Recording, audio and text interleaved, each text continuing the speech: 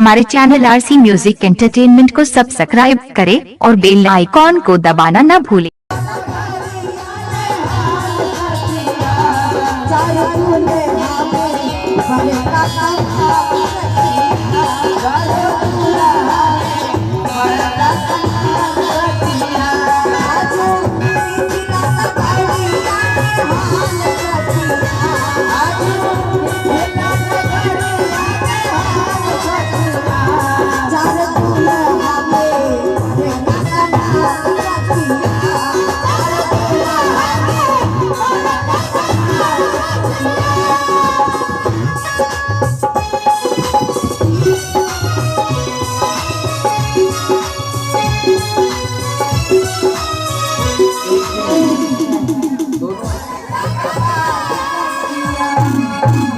और जो भी आपसे जो भी बड़े लोग हैं उनसे आशीर्वाद प्राप्त कीजिए। और सबसे पहले हनुमान जी महाराज का आशीर्वाद, दोनों आदमी हनुमान जी महाराज के दरबार में सर को झुकाएंगे।